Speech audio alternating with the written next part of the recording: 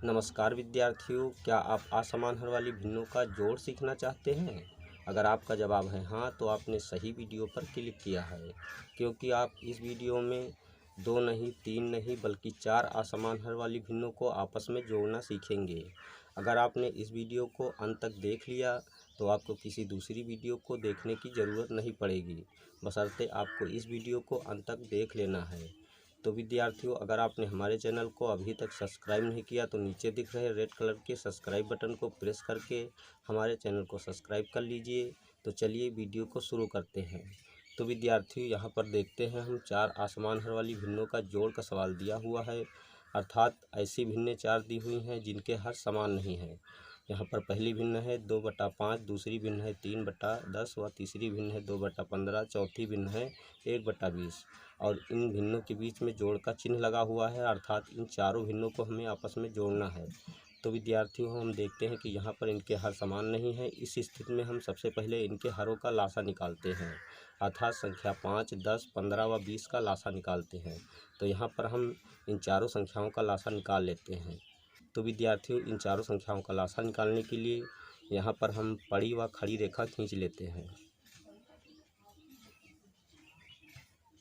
इस प्रकार की पड़ी व इस प्रकार की खड़ी रेखा खींच लेते हैं। अब यहाँ पर हम इन संख्याओं को कामा चिन्ह के साथ लिख लेते हैं, अर्थात 5, 10, 15, 20 लिख लेते हैं। अब हम इन संख्याओं को सबसे छोटी अभाज्य संख्या अर्थात 2 से भाग देते हैं। तो यहाँ पर हम 2 लिख लेते हैं।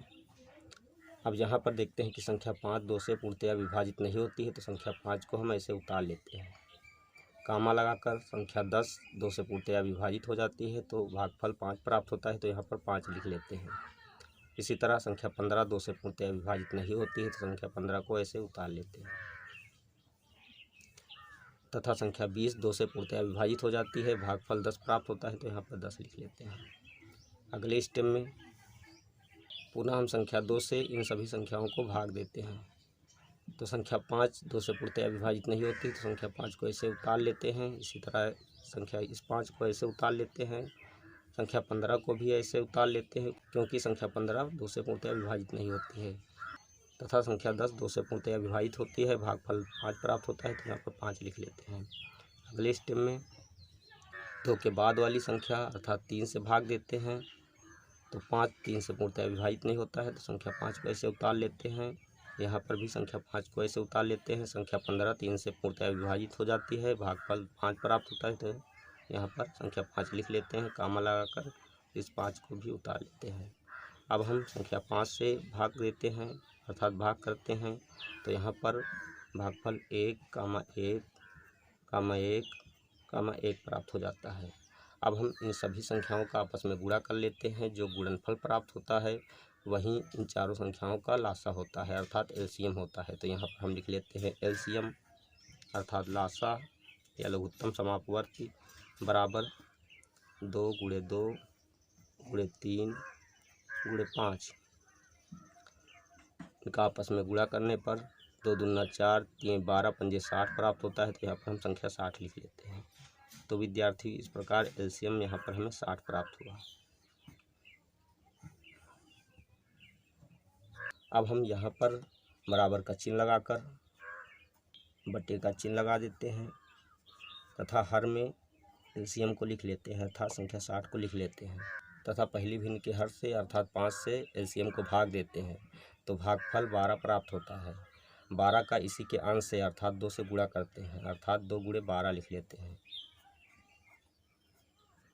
अब प्लस का चिन्ह लगा देते हैं। इसी तरह दूसरी भिन्न के हर से अर्थात 10 से एलसीएम को भाग देते हैं, तो भागफल 6 प्राप्त होता है। तो 6 को इसी के अंश से अर्थात 3 से गुणा करते हैं, अर्थात 3 × 6 लिख लेते हैं।